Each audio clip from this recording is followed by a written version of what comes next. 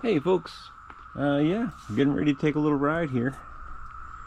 I'm riding a September of '68 Schwinn Racer that's been converted to a Collegiate with the wrong chain guard.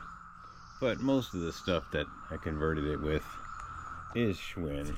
The thin gear here, this is a Schwinn chain guard, Schwinn derailleur, non-Schwinn wheels.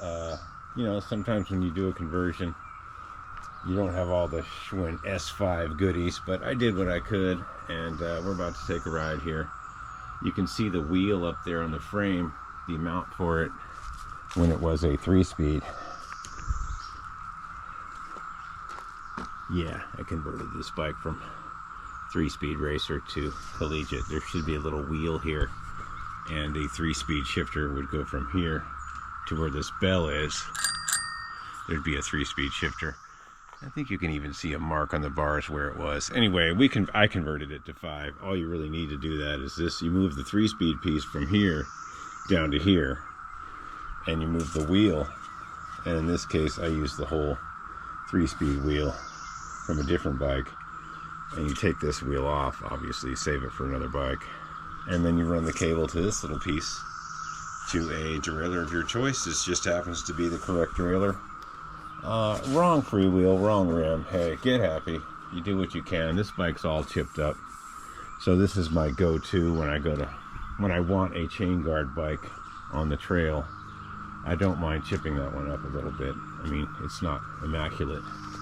And you can tell when you use the wrong wheels. The fender is off a little bit because the Schwinn wheel is bigger. There are ways to make that look better, but it's not really worth it. You ruin the stays, you egg them out, and then my wife is going to take this bike like an 80s mongoose. Okay, so we'll see you out there. Hey folks, as promised, we are right here. Look, that's you right there. Okay, as promised, you're right here. Faulkner fixes all. Riding a '68 September of '68 Schwinn Racer, of course, converted to the 5-speed Collegiate with the wrong chain guard, of course.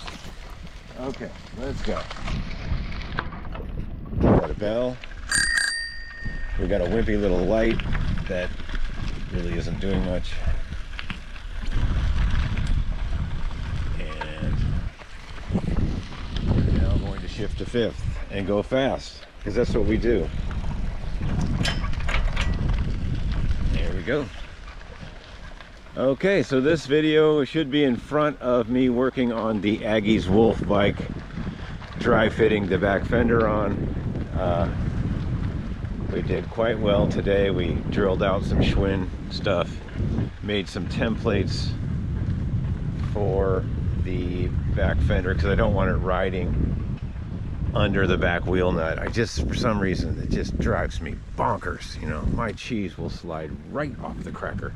So we don't want that. There's not a spatula big enough in the world to put my cheese back on the cracker. So yeah, we did good on that. So I know that because I've already made that video. See, I'm psychic. Anyway, so we're out having some fun. And this is kind of my beater bike because it's kind of scratched up. It doesn't have Schwinn wheels. Wrong chain guard. Correct shifter. Correct derailleur. And it was a Schwinn Racer. But now it's a Schwinn Collegiate. Kind of. Sort of. Anyway, signing off for now. You guys have a good day. And make sure you watch the rest of the video. We made some big progress on the Wolf Aggie's bike. The Aggie's Wolf. Still no word from the bike shop about what year. Okay, see you guys later. And greetings. Hey, how's everybody doing? Hope everybody's doing good. Welcome to another edition of Faulkner Fixes All. Today, we've got Faulkner's Fender Rama, and we have some issues. We're going to dry fit the rear fender. We're going to put this chain guard on, which I've cleaned all the gunk off of it. It was really bad. If you saw the original videos, one of the first ones, I was just covered with silver paint. I did what I could. And there was grease all over it. We're just gonna kind of huck it back on there real quick. Probably the permanent fit on this because A, I want to adjust it back down to the smaller gear, and B, we got to start dry fitting these fenders. Something to do with these fenders. We have to make something work, and I've come up with a plan. It's more work than I wanted, but you know, as with a bike that you get that's completely rusted and hammered and greasy from the 30s, it's always more work than you think. And I make the mistake so you don't have to. Anyway, I haven't heard back from Aggie's Bike Shop in Richmond, Virginia, the bike shop that's over 100 years old that probably built this back in the 30s or put it together with their head badge. I don't know. They haven't given me any information. I did send some pictures to them. Still kind of waiting, but we're pressing forward, folks. This is what we do. We don't wait around for information from bike shops. Anyway, we do the wrong thing right away every time.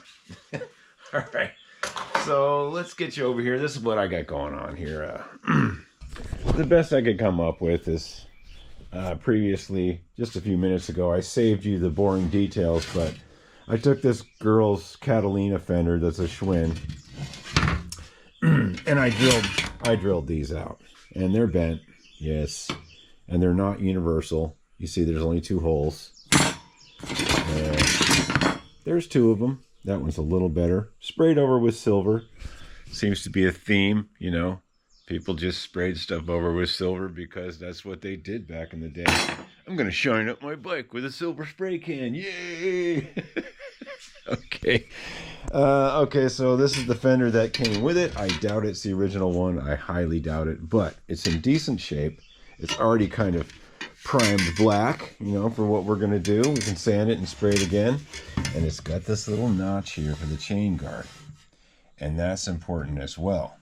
Now, I had another choice. I had this one, which was a little wider and a little mangled here. I believe this to be Schwinn as well. But somebody in their wisdom, they did a really good job back in the day, but this was a chrome fender.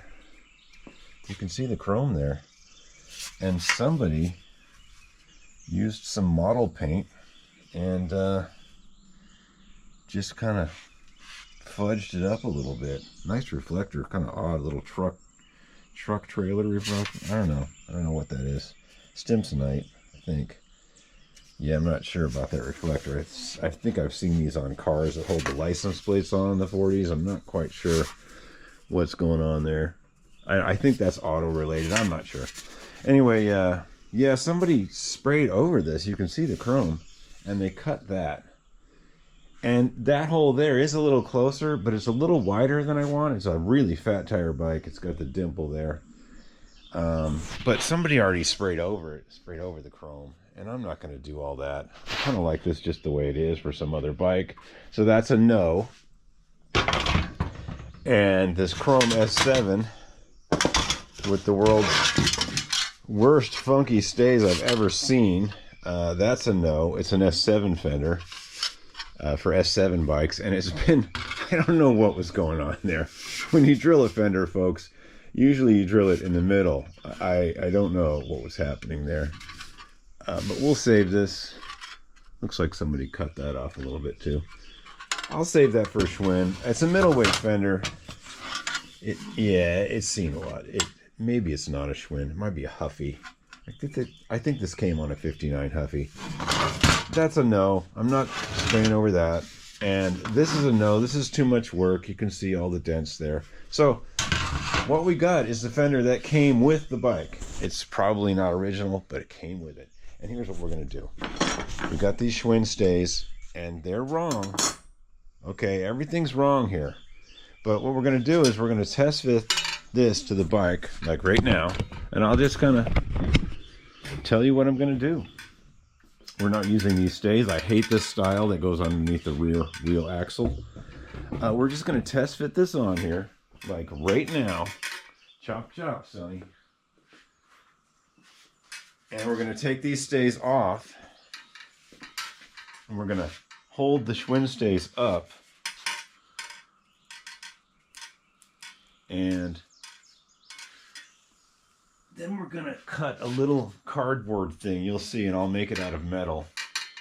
It's a lot of work to make this wrong fender work again how I want it to work, because I have issues with the way this is mounted. I just don't go for it, and I'll tell you and I'll show you why. Let's just get this on real temporary, like. If I can not drop the bolt again, would be nice. Yeah. Let's see here.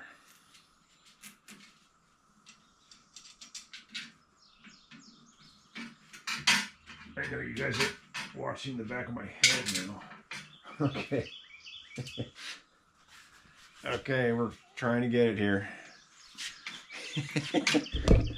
We're just trying to get this bolt in, just temporary. This is just kind of a mock-up. We're not going hog wild on this today. A, it's not painted, and it wouldn't really be nice with the rest of the bike until it's at least, you know, maybe some satin black, maybe even a little detail on the edge of the fender, you know, like a little white feather detail here. I'll make a stencil like I did in the front fork there. Yeah, I mean, we got to do something. This is a nice bike. We got to keep it rolling. Okay, so that's on. And let's just put this real quick too. Hope everyone's doing okay out there in YouTube world. Remember, when you're feeling down about the world, you know, after you work really hard to help other people, go out in your shop and work on your old bikes. Maybe you don't have old bikes. Maybe you're into old watches or clocks, or, you know, sewing teddy bears, or, you know, whatever. Just go do your thing. You know what I mean? Yeah, it helps with everything. Okay, we'll pick that washer up later. All right, so we got this kind of chucked on, and we'll deal with the chain guard in a minute, but here's my dilemma. Here's what I don't like. I can't stand the way these bolt onto the rear axle. In '63, when the first Stingray came out, they had the sissy bar for the seat. I'm pretty sure the fender wasn't bolted like this, but the sissy bar was one of those press stamped ones. I can't really show you one right now. It wasn't the normal Schwinn style. I can show you that.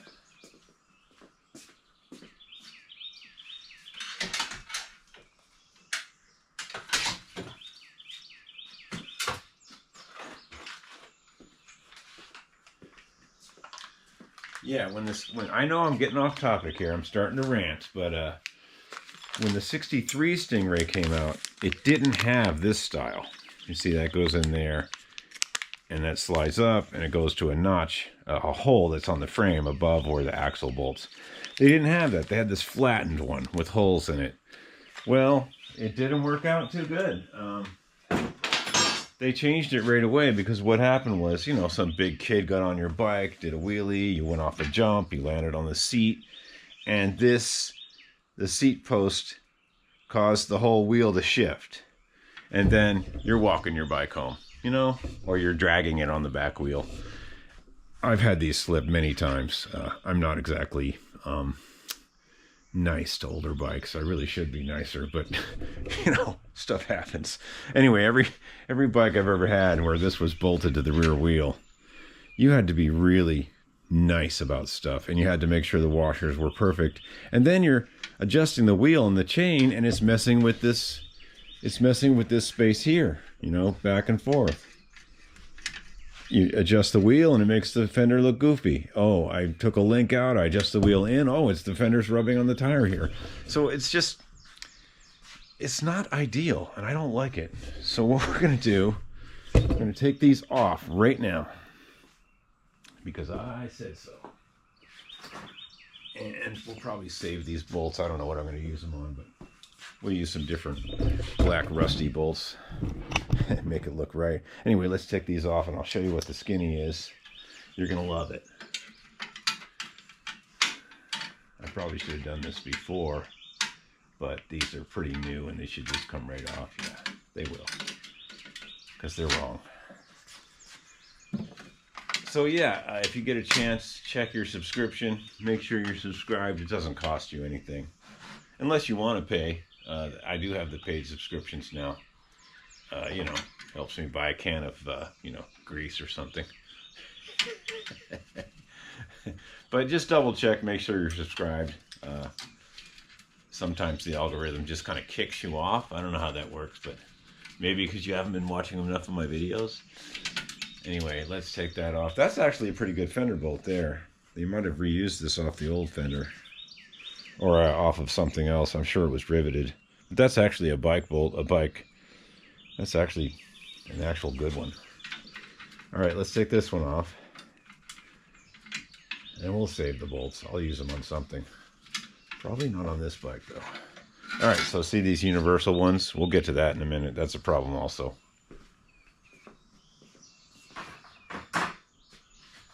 Okay, let's take this back one off. Yeah, the universal ones, that is a problem for us as well, because I don't want to re-drill these fenders. This fender. Oh, we're not re-drilling this fender. There's 4 holes in it for these stays. And they're staying exactly. Those fender holes are going to be exactly where they are. And I'll show you what we're going to do. And it involves a Sharpie and a drill and a center punch. You're going to love it.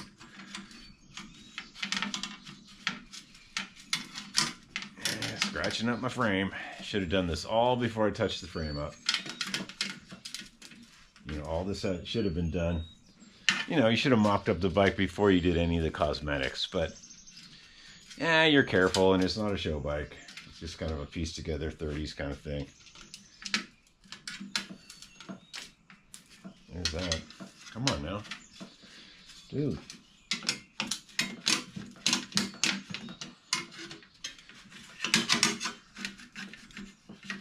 Wow, you're being really stubborn.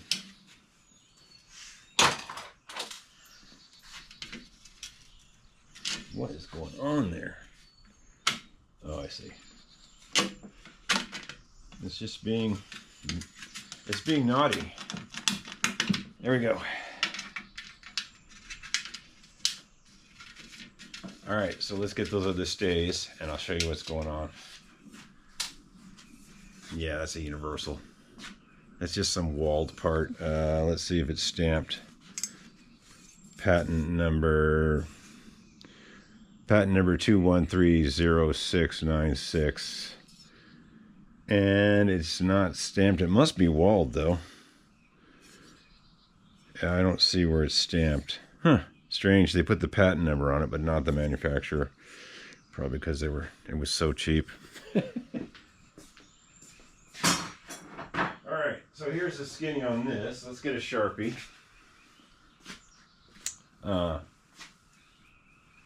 We have to re-drill this Schwinn one. And I'll show you why.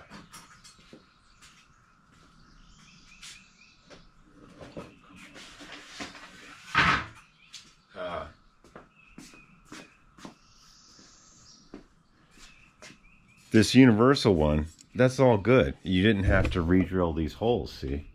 The 4 holes there. That 3rd hole is for a reflector that's been long gone. It looks like they egged them out a little bit, but you didn't have to re-drill those for this universal. Well, Schwinn didn't go with that universal stuff. They punched 2 holes just for that bike, for that size. They didn't go the universal route. And and hence, look at how bent this up is. You know, I just kind of wiggled it, but this part here, since it's not a universal, since there's no big notch here, you know, and there's no center hole, because some bikes just had one, you know, really cheap ones like Huffy's and stuff. This is stronger.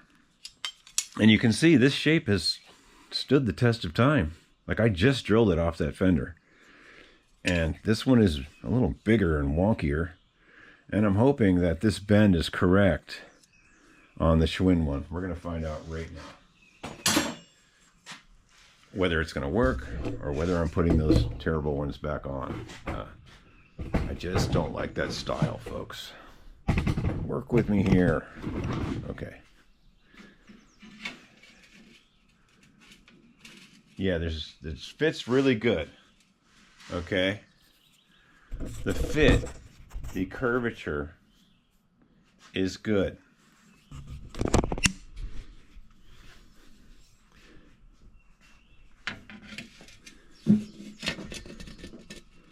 In fact, one of the holes even kind of lines up, but I don't think that's going to be even. No, it's not even. We're going to have to drill 2 holes. Oh, it's so close. I might be able to just egg these holes out a little. I think I'm going to try to egg the holes out on the bracket. It's really close. Like, there's one, and if you move it, there's the other one. I think I'll mark it and try to just re-drill it and egg it a little bit. But anyway, so there's no way that's going to reach the wheel, right? And I'm not welding a tab on the frame. But what we're going to do is we're going to drill these in and just have them dangle there for just a second. And we're going to make a cardboard template from that bolt hole to that hole. And it'd be like a little inverted T or something. 2 of them out of 1/8" steel. We'll make the cardboard first, and we'll kind of just mock it up and make sure that when these brackets are both on, then we'll transfer to cardboard to some steel like that, some 1/8" steel. Or I'll weld a washer with a tab, or, you know, I'm just not bolting this to the back wheel. And obviously this Schwinn style is stronger, and I'll have my little adapter there. And it might look a little goofy, but I'm not going for the, I'm not going for this bolted to the back wheel. I'm not doing it. I don't feel comfortable. You go off a jump, it's all over. You're walking your bike home. Or worse, you're skidding your bike home. All right, so, okay, what are we going to do? Put the chain guard on real quick to make sure it clears that. Because we don't really know. We got the bike kind of just as a thrown together yard art thing. I'm not sure what's going on. Let's put this on real quick. And we'll go from there. Let's put the chain guard on real quick. We said we were going to do that.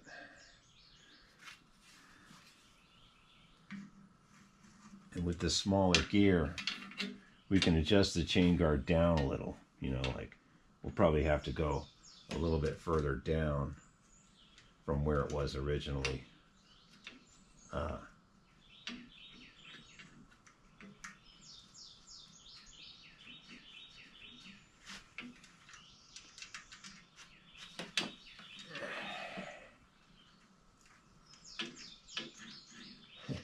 Let's scratch up our paint. Yeah, you're supposed to mock this all up before you paint the frame or touch it up or something. You're supposed to mock it up first. That's what they do in, like, custom motorcycle shops. They'll, because right now I'm scratching the frame a little bit, letting it hang there. I think we can live a little bit on that. I think we're gonna let that go.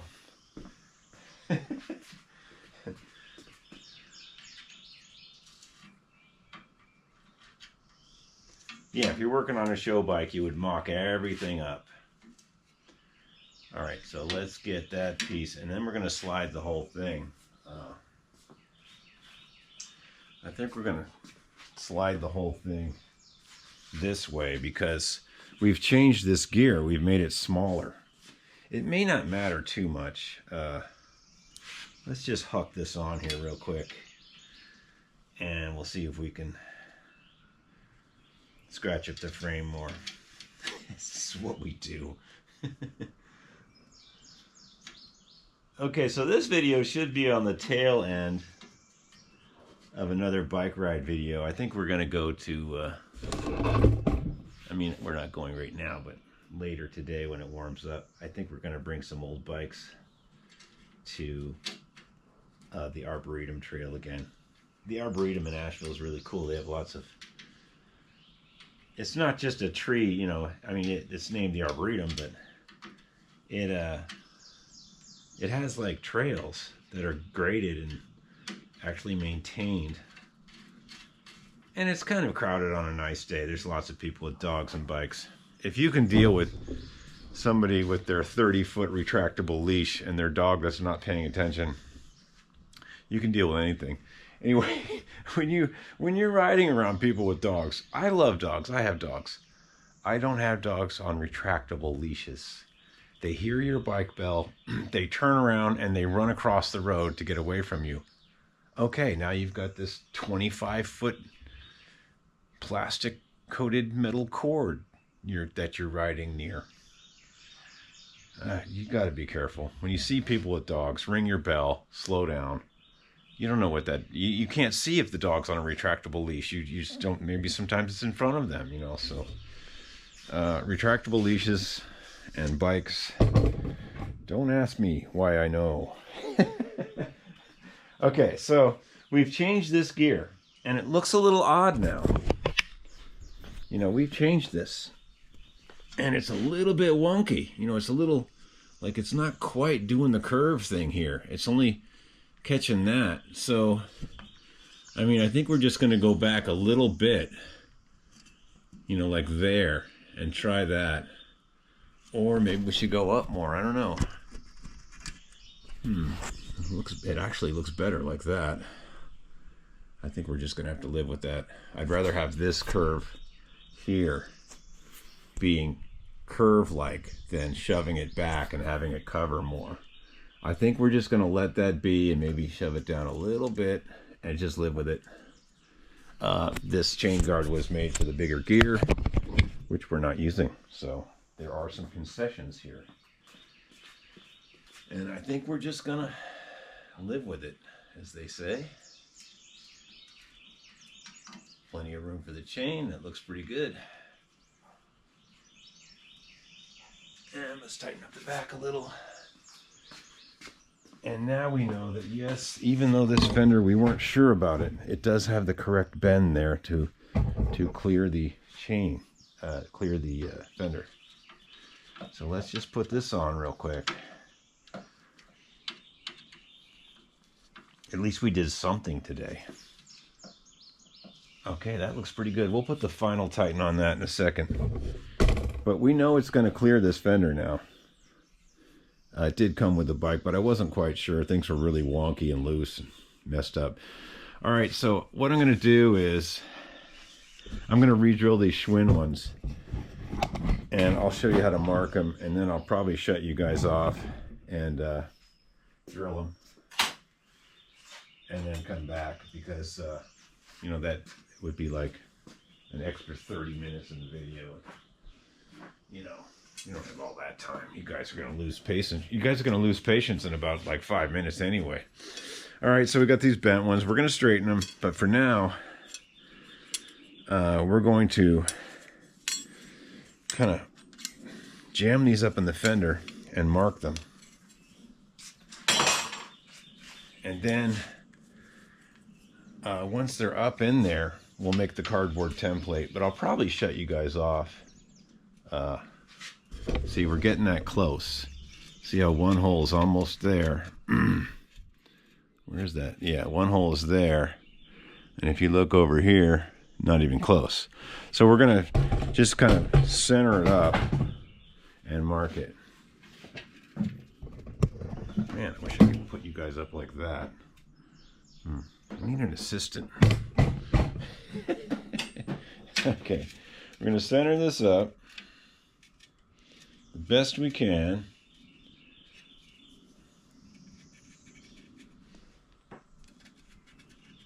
And we'll put F on it for front, even though it's on the rear. F arrow, because We don't know. These holes might be different from the back ones. Anyway, so see the difference? If we could just egg that out and kind of make it a universal, it would work fine. We'll see what we can do on that. Let's mark the other one. And this one will be rear arrow. I know it's rear fender anyway, but we got to know what side our bread is buttered on, because it might be different. Okay, and on this one you can kind of see what I'm doing. Oh wow, the bend is off a little. Okay, let's try that. Oh, the fender is popped out. That's what's going on. Oh yeah. Okay. Put a little Hercules touch on it. Okay, this one. Yeah, this one's the same way. It's just about the same. The Schwinn stamping was pretty accurate, actually. I mean, for what they were doing. Okay, so now we know we gotta egg that one. We gotta egg that one, just like the other one. We got the arrow for rear because we don't know if these holes are the same as there, but they probably are. This needs to be straightened, cleaned, and probably cleaned and clear coated. I'm not big on this silver paint. Now this bike had a lot of nickel plating on it. They didn't even have chrome back in the day, or they didn't use it. So that was probably nickel plated. I'm not sure about the cranks. I know these two pieces definitely look like they're nickel plated. All right, so let's shut you off for now, and I'll pop you back on when we get these bolted to the fender, and then we'll make the cardboard templates I'm talking about. And this is all so I don't have to use. This is all so I don't have to use this with the wheel bolted on. I can't stand that. You guys know that already. I've been talking about it for hours. Okay. As always, you know. Oh, one more thing. Yes. We found an air-cooled hub. Isn't that cool? I think it might be an Elgin. It might be a JC Higgins. I don't know. You guys comment. I know it's not a new departure. There's no name anywhere, unfortunately. I think this might be an Elgin. Off of the Elgin Bluebirds. Maybe not. I could be wrong about that. It's 30s. It's really pointy. That gear's got to be changed. Obviously, I have to go through it and restring it on a wheel, which I don't really have yet. I'm thinking about, you know, going through this, taking the shell apart anyway, and restringing it on the front wheel. Restringing it on this front wheel, because then I can get that all apart and clean that silver paint off of there and see what's on there. I'm not using this Schwinn S2. I don't think I'm going to. Maybe not. We'll see how it works. It's easier to find a front wheel in decent shape from the 30s than it is a rear wheel. Anyway, so that's the skinny. Won't be using any of that. Won't be using any of this. We are using this front fender, and I'm not drilling the stays out. It's going on. I'm just going to repaint it, and it's all going to be golden. Isn't that great? What a great looking fender. Okay, so yeah, next, stay tuned. There'll be a bike riding video ahead of this one, and then we'll I'm going to pop these stays in, and we'll do the final cardboard test today. We got to get rolling. Got to get rolling on this. Hey, thanks for tuning in and keeping it real. And yeah, just don't feed the negative. Just go out and work on your old stuff. That's what old stuff is for you to go and work on it. Okay, that's why they call it work. And we're back, segment 2. All right, we got the we got these Schwinn ones punched out and put in here, and how we did that was I just used my little junior punch. Really nice tool. It's called the Roper Whitney Incorporated Punch number 5 Junior. They do make a giant one, and it's Mobus. It's like 5 times the size of this. takes like 4 people to hold it. No, it is, but it's huge. This one's all you need for bikes, really. And that prevented me from, oblonging those holes with a drill. I just marked them and punched them with the punch. And there was plenty of room to slide it back and forth. They're in there pretty good right now. They're not clean. This is not permanent. There's a little foam block here. I've got this distance kind of where I want it. When you look back and look at it, it's concentric. It's like an inch off the tire, or ½ inch. And there's a little wiggle room here. We could, when we bolt this on with our adapter, we could move it so it goes up or down. So I'm not worried about that. This is just ballpark, okay? We're just chucking it on there ballpark. And I made some little templates. These aren't going to hold the fender on. But they'll go like this. And on there, that's about 2 inches center to center. I measured it. And the other one too. And yes, these will be on the back side of that nut.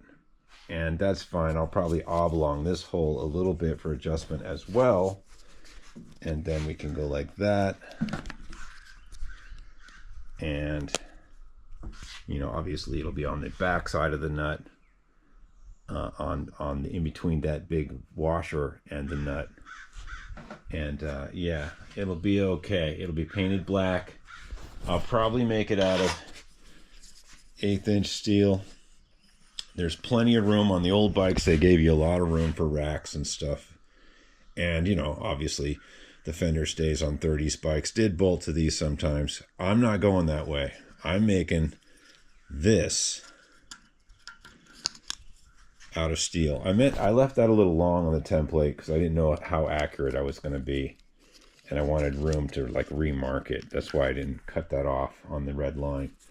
Okay, so that's the skinny on that. We are going to fabricate those, and it should be pretty good. At least, yeah, it's still bolted to the wheel. And it might look a little goofy, but at least it's not directly sliding under the pinch bolt of the wheel with this goofy stuff. I just can't stand that. And plus, these Schwinn stays are a little stronger the way they're made. The steel is better, and that bend, that curve there, it's just a thicker piece. If you notice, when you look right here on the cheapies and how thin that is, that piece right there, that's forged really nicely. This is just kind of stamped. Well, not forged. It's stamped really nicely. And up in there as well, right there. It's just, this is a cheaper piece. And I'm using the Schwinn stuff, and I'm going to use these adapters. Unless somebody sends me a 1933 Wolf Aggie fender, that's what I'm going to use. The front shouldn't be a problem. We're just going to spray it up. I mean, clean it really good. And we'll leave these stays on. There's no reason to take those off. We'll just clean it really good and mask that off with some blue tape. And spray it. I'm thinking like a semi-gloss black. Not too shiny, because, the rest of the bike isn't too shiny. An interesting fact about this ivory paint, and I'm pretty sure this bike is one of those ones. Here's a Faulkner factoid. And it's funny, I know about this because the person that invented the formula happens to be one of Sarah's relatives, my wife's relative. Invented the formula for paint not to yellow in the 30s. I don't know the exact date, but I know in the late 20s, and when they painted a car white, in 3 or 4 years, it just faded to an off-white ivory, and people didn't like that, and so they came up with a formula. One of Sarah's my wife's relative, came up with a formula. Of course, the patent is, from whenever. The patents, we didn't get any money from it, put it that way. The patent's worn off. But he invented a formula to keep paint from yellowing, white paint from yellowing with the UV rays hitting it. And so after, I don't know the exact date, I'll have to look it up, but after he invented that, cars were painted pure white and they stayed white. And before that, cars, bicycles, motorcycles, what have you, when it was out in this UV, it faded to an off-white. And I believe this bike to be one of those because it's kind of got that off-white thing going on. You know, I've tried to match it, of course, very unsuccessfully. But, you know, even if you buffed that up and really cleaned it, it does have that off-white glow to it. And this was probably a bike that was black and white back in the day, but they didn't have the formula, the patented formula. Now, I could be wrong. Maybe they painted this off-white and black. But I'm kind of just guessing at this point that they didn't have that formula, that patented formula. They should have talked to, you know, one of our relatives. We would have hooked them up. Okay, so I'm just guessing about that. It could have been painted ivory. I'm kind of thinking it was white and faded. Anyway, we're probably going to make it worse with these goofy brackets, but that's what I'm going to do. I'm going to use the stronger Schwinn brackets, and I'm only going to have one flat thing bolted behind that bolt instead of two of these, which I really don't like. And this wasn't quite the right deal anyway. If you put it up to that, the fender was a little tight there. So, and you can't really egg that out anymore to go up, you know, to go up that way towards the, you know, to make this clearance. So are we doing the right thing? Of course not. We're just trying to make it work. Next video, I should be putting painted fenders on. That'll be your treat next week. We'll put the painted fenders on. We'll do the final fender assembly. I don't know when we're going to get to this back wheel. I know I'm going to use this air-cooled hub. And, you know, it's hard to find good rims from the 30s and 40s. Yeah, we'll see what we can do. I think Fred's got some rims, and he's saying he's holding on to them. I don't know. Maybe we can do some trading with Fred. Yeah. Okay. Hey, have a good day, and make sure just keep working on your old stuff. It's going to be fine. The world will be the world, and this is what old stuff's for. It's for you to go and work on and, you know, clear your mind.